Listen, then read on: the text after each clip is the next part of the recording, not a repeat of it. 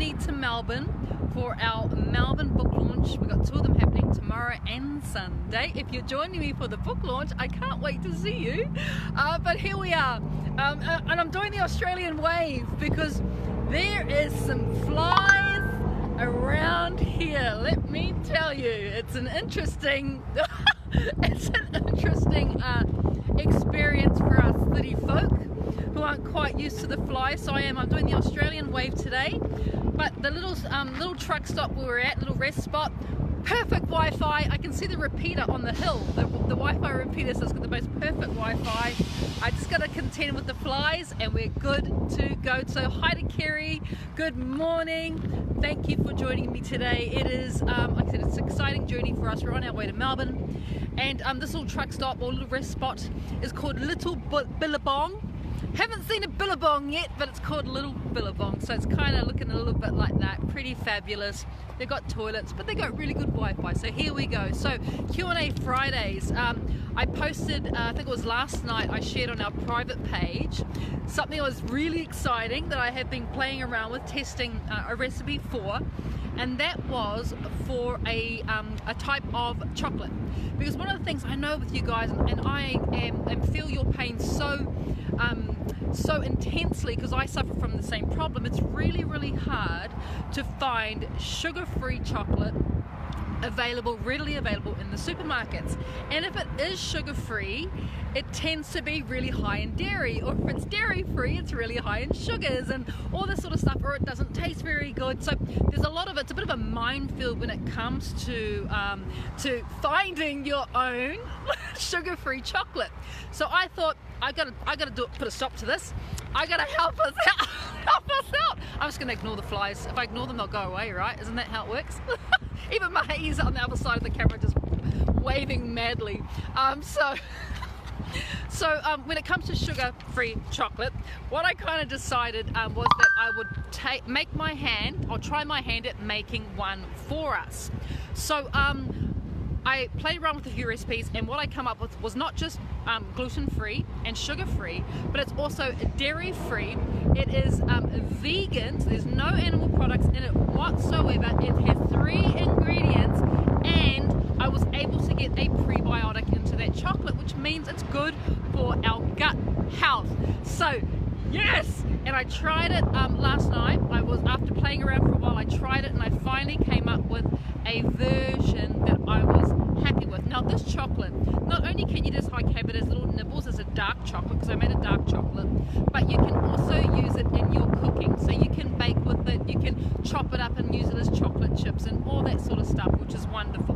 So what you need to find yourself firstly is you need to find yourself pure cacao butter.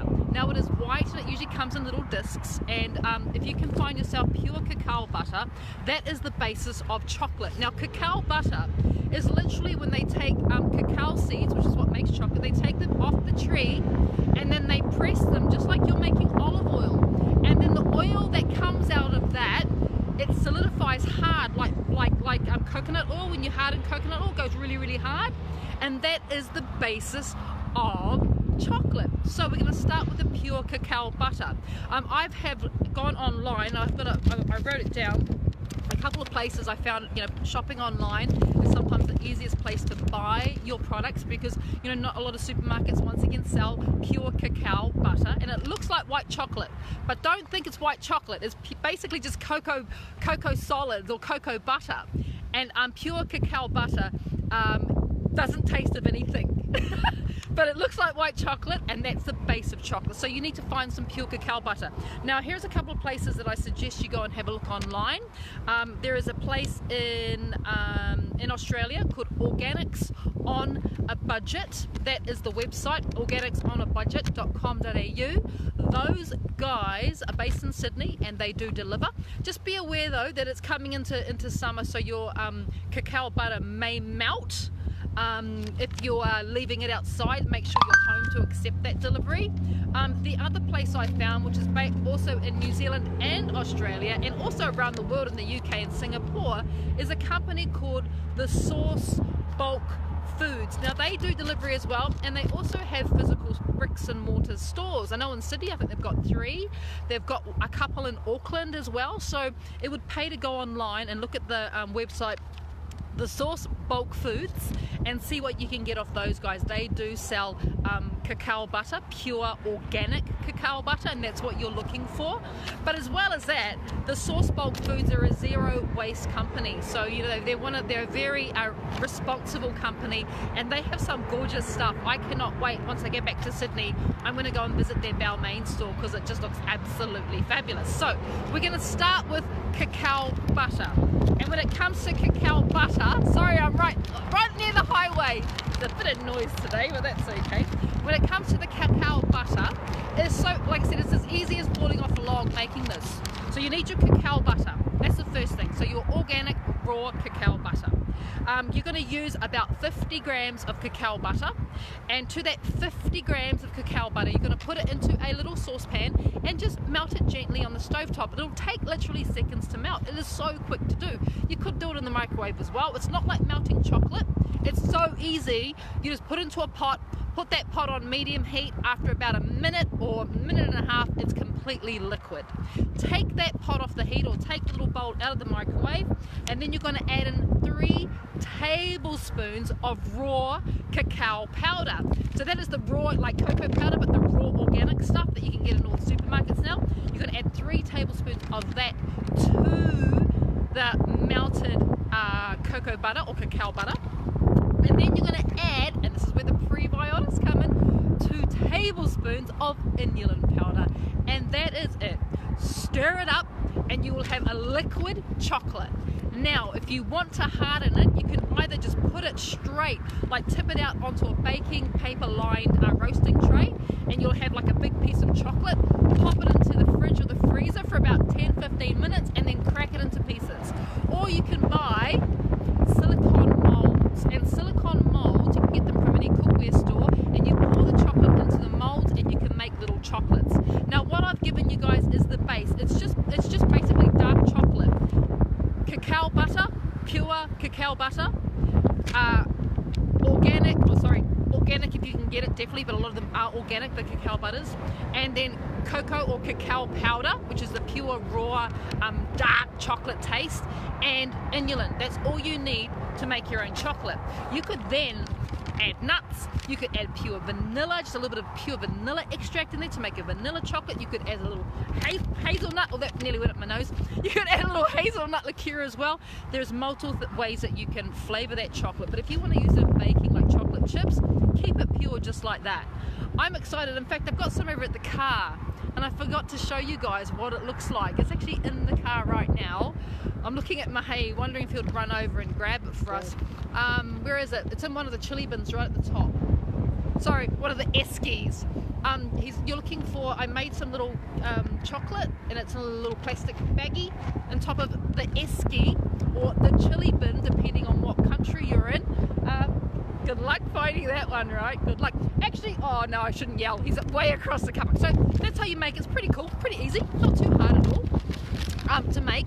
Now we had some more questions come through this week. One of the questions that I got was a really interesting one, and someone asked whether if you're not sensitive or gluten intolerant, is it necessary to cut gluten out of your diet? Because you know, with a lot of my recipes, my gut healthy recipes, I don't include any gluten. Now gluten, by the way, is a protein, and it's a protein that is found usually in flour or wheat products, and those flour and wheat products tend to be made into things like pastas, muffins, obviously breads, cakes, all those sort of things where you'd normally find wheat flour. Now for some people, myself included, I am very gluten sensitive. So even the smallest trace amounts of gluten, I'm not celiac, I'm not so bad that because apparently only 1% of the population is celiac, which are they extremely allergic and sensitive to gluten. I'm not quite as bad as that, but I'm still bad enough that if I were to have something with gluten in it, like pasta or bread or muffins or bagels or anything like that, I will be in bed, cramped over, unable to move for at least 24 to 36 hours until it passes through my gut. I get bloating, I get so much pain associated with it, and the other thing I find is I get a really bad brain fog from it. So for me, gluten's a no-no. But if you don't suffer from bloating or cramping or diarrhea or gas when you're eating gluten, is it really necessary to cut it out of your diet? So there's a couple of schools of thought when it comes to gluten. One of those schools of thought is, when it comes to gut health, what we need to do is we need to take a step back, and you need to decide, I suppose, you already know the answer to this, but you need to work out why or what your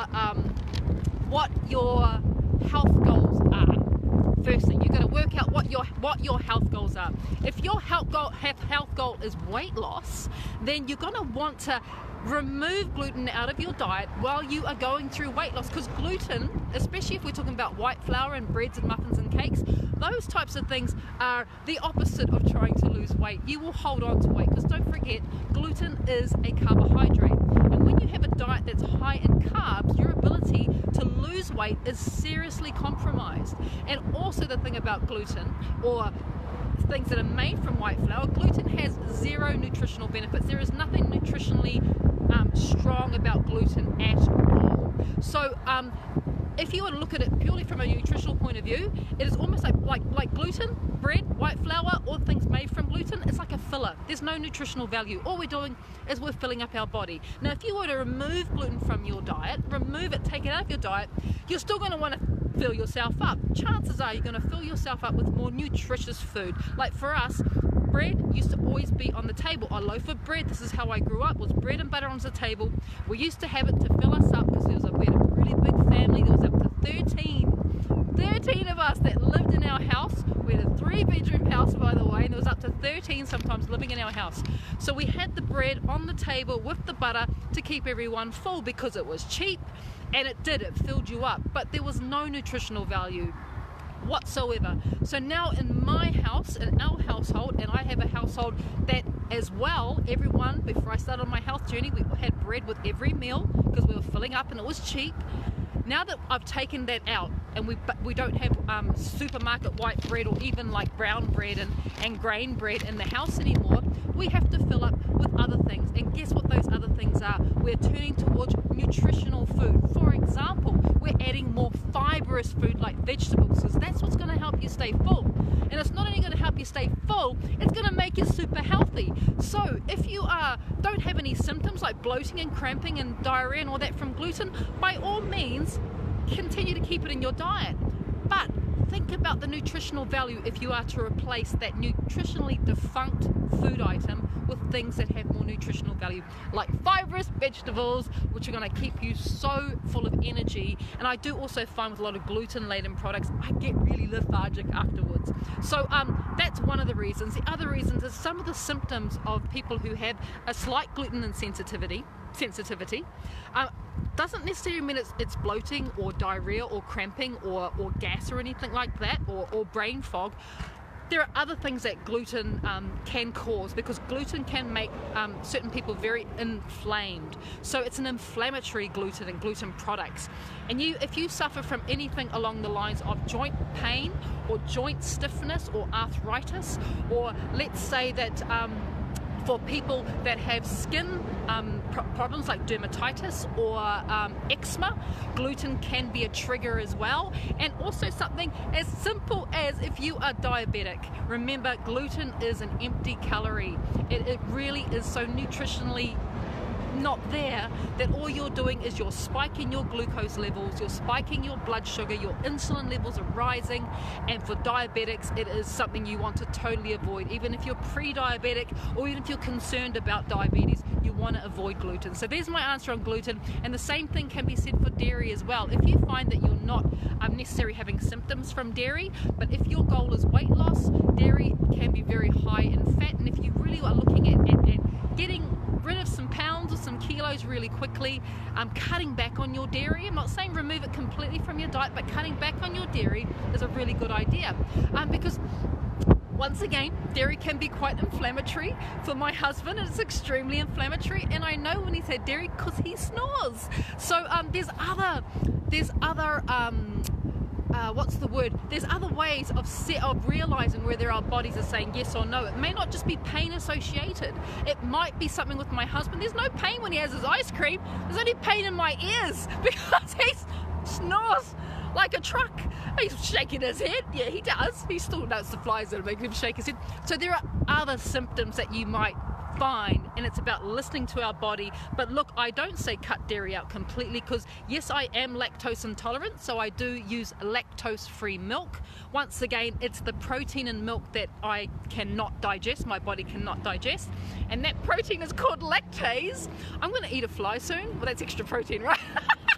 Oh God, that protein is lactase, so I do put some lactose-free milk in my cup of tea every now and then. And I also love good quality cheese made from good quality milk, organic where you can, if your budget allows it. And so they're in butter. I still love butter, and a good quality grass-fed butter is a real healthy fat as well. So hopefully, guys, I've answered that question. We had another question there, Mahi. Do you remember what it was? He's just finding the questions that we had come through, and these are the questions that you guys have sort of passed on in the last week. So thank you for that.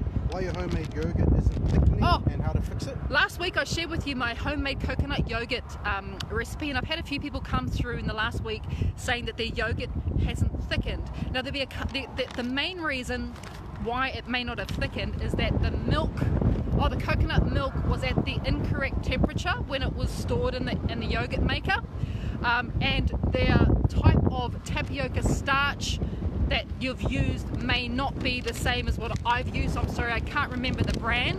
But what I suggest you do, sorry, it just got really windy. What I suggest you do is you next time you make your coconut yogurt, add another 1 or 2 tablespoons of tapioca starch at that stage and whisk it through. And definitely, if you can, go and purchase yourself a little metal digital thermometer, little metal kitchen thermometer. You can get them, they're digital or analog, and test the temperature, because temperature is really vital when it comes to yogurt making. If the temperature is incorrect when it goes into the little yogurt maker, you will find that it may not thicken, and it also may sour on you and go bad overnight. So if you come the next day and your yogurt has soured, please tip it out, because somewhere along the line bad bacteria has entered into that yogurt, whether it be through the temperature or the handling procedures. Maybe the utensils weren't that clean, so you've got a little bit of a souring, and it's really not a good idea to eat, because that's bad bacteria. It's going to make you very sick. You might also find a green film on top of it. Get rid of it. It's one of those recipes that I haven't shared previously. It's only because someone asked me, because it does take a little bit of testing and practicing to get it right. I like to share recipes where you just bang, get it right first time. Got it. I guarantee you with that chocolate recipe, you're going to get it right first time. It's so easy. Literally, it's like falling off a log, and I could do that right now. Falling off a log, it's that easy. So Mahiz has gone to the car, and he has gotten the chocolate, because I want to show you, and they're already melting, so I'm just going to quickly take one, and he's going to rush back to the car and put it back into the trolley bun, because you can't get the little bag open. Watch out for the flies. All right, you can rush it back to the car. Oh look, it's Australia. Australians all that. That was the chocolate mold I had, the silicone mold. Look, it's Australia. So this is the chocolate. It's my first taste of the day, and my hair's about to steal the rest. That's fine. No. Oh, so I give it to him. Oh, got no choice. Oh, dark chocolate, homemade, right? Does not get any better than that. Look. There is no dairy. I think I got chocolate all in my face. There is no dairy. There is no sugar. There is no gluten. It is vegan, and it is a prebiotic. So I'm actually helping my gut when I eat that chocolate, which is really, really cool. So that's the chocolate. Okay, we had another question come through. Mahi? Toxic oils. Oh, toxic oils. I've been really talking quite a lot recently about toxicity in our body. And there's certain foods that are toxic to us, and we need to start to eliminate them from our diet. Because when our body is toxic, we are in disease-forming mode. We want to be in health rejuvenating mode. So some of the toxic loads of certain oils is something that we can really look at quite easily and make healthier decisions, healthier choices. So when it comes to toxic oils, I 100% suggest that if you have anything in your cupboard that is a vegetable oil, and I'm talking just like a vegetable blend, or canola, or sunflower, or rice bran, or grapeseed, or peanut, or soya oil, all those oils are toxic to our system. Our body cannot digest it enough so that it is not a toxic oil in our body. And one of the things that happens is that when we have toxicity in our body, the toxins get into our cells. And when they're in their cells, it makes it very hard for our cells to be healthy and to rejuvenate and to also stop disease. So those toxic oils, any vegetable oils like peanut oils, all that sort of stuff, get rid of them. The oils that you should be having in your diet, when you start adding healthy fats into your diet, there's a few really good ones. And my top tier selection is definitely, I start with avocado oil. Avocado oil is monounsaturated. Avocado oil is good for your gut, it is good for your health, and it is not toxic. So avocado oil will always be my first oil of choice. My second oil of choice would be something like ghee, which is clarified butter. Clarified butter, once again, it's a healthy fat for us, and if you are not dairy or dairy free, you can start to add ghee into your diet, a little bit of ghee, which is really, really wonderful. And ghee is also very low in protein, and if you are looking at it from purely a weight loss perspective, but you want to start increasing your healthy fats, ghee is low in protein. And protein, I'm not sure if you guys knew this, but when you eat too much protein, your body converts it into glucose, and protein is obviously our meats and stuff like that. That's why I always say eat mostly vegetables, moderate protein, and certain things like butter has quite a high protein count. But if you use ghee, which is clarified, the proteins have been taken out of them. So it's nice and low in protein, really, really good if you are looking at it purely from a weight loss. Another fantastic oil is, of course, our beautiful olive oil. You want to go for an extra virgin pressed olive oil. I wouldn't cook with it, because when olive oil is heated, it goes toxic as well. It can get rancid. So I don't cook with my olive oils. I use olive oil. If you're going to put it through a dressing, you're going to use it as a drizzle, something like that, or you're going to braise very slow, low heat. So it could definitely go into your slow cooker if you need to put a bit of oil into your slow cooker. But in terms of cooking it, frying with it, barbecuing with it, forget it. As soon as that oil gets to a certain temperature, and it's quite a low temperature, it will turn toxic. And remember, we do not want toxic foods in our body, because those toxins get into our cells and basically make it almost impossible for our body to want to lose weight and to get healthy. Toxins form disease. So olive oil, and then the next one down the list would be coconut oil. So coconut oil is a saturated fat. So there are some good fats in there, but it's probably the one that I use after avocado and after ghee and after olive. I would then go to my coconut oil, and those are probably my 4 top oils to use. You can also do stuff like macadamia nut oil. Once again, don't cook with it, because once it gets heated, it can turn toxic. Walnut oil is another one. Once again, you can't cook with walnut oil, whereas avocado oil, you can cook with it, you can barbecue with it, you can throw it on your roast, you can put it in a dressing, and it is so incredibly good for your body. So there you go. And yes, you can make your own ghee. You can clarify your own butter.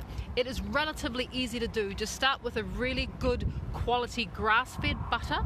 Grass-fed butter is always going to be better than any other butter, because it's cows feeding on what cows should be eating, which is grass, not other stuff, antibiotics and preservatives. Start with that, Kathy. Put it into a pot and bring it to a boil, and then reduce it down to a simmer. And what is happening, as you'll see, is that the milk solids that are naturally present in the butter will begin to separate. They will separate from the liquid butter fat. And what you then want to do, once you've got that separation happening, and you'll notice all the white solids will fall to the bottom of the pan, you'll actually be able to see that you have this clarified, clean, gold looking liquid, which is your ghee on top. You then very carefully drain the top off and you're left with the milk solids. You discard of them, that's your protein gone, and you're left with that pure clarified butter, which you can then store in a jar in your fridge, and it lasts for such a long time. Put a lid on it, put it in your fridge, use half a teaspoon or a teaspoon whenever you need that fabulous ghee in your diet. So we had another question? No! That's it. Does anyone else have any questions? No? Oh, well, there you go. My question is, how come there's so many flies? And how come you call it an esky? Chili bin makes some sense, don't you think? It's a bin and it's chili, and it's really awesome to say as well. Like, saying chili bin is actually one of my favorite two combination of words. Sesame oil, Anna, if it's a really good sesame oil, like a purer version of sesame oil, and very small amounts of sesame oil as well, and you can buy really good quality ones, and a little goes a long way, like a little goes a long way. So there you go. Mahei's got a question. Next Friday.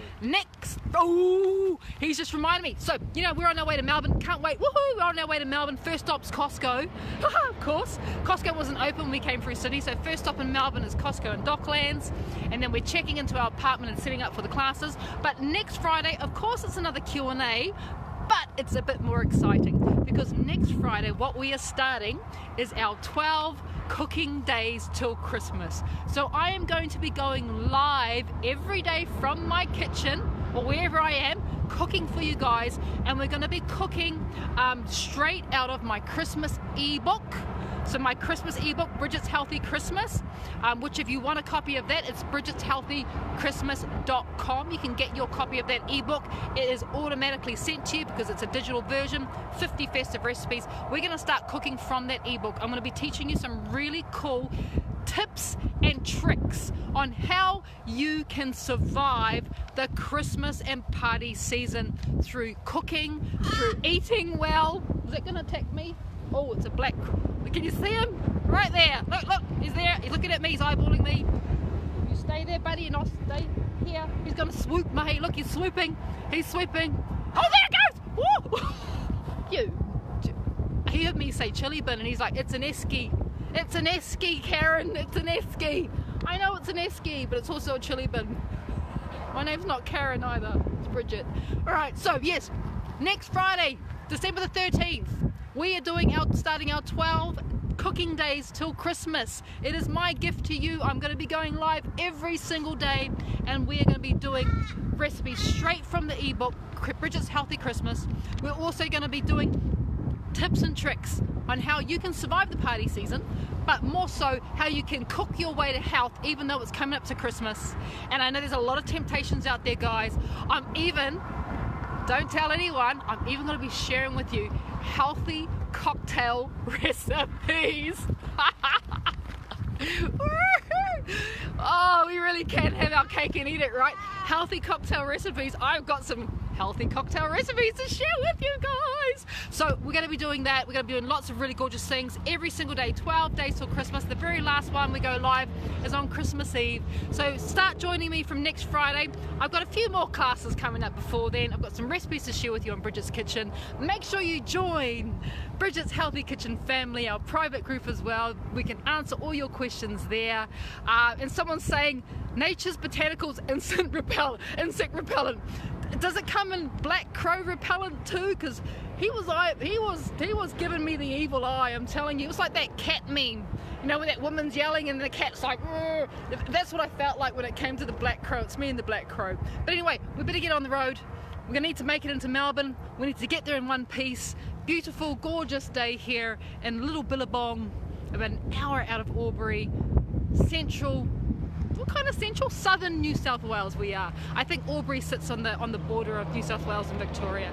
So love you and leave you. Everyone have a wonderful, wonderful, wonderful weekend. If you're coming tomorrow to my cooking class / book launch, can't wait to meet you. If you're coming on Sunday, can't wait to meet you. Can't wait to see you, Melbourne.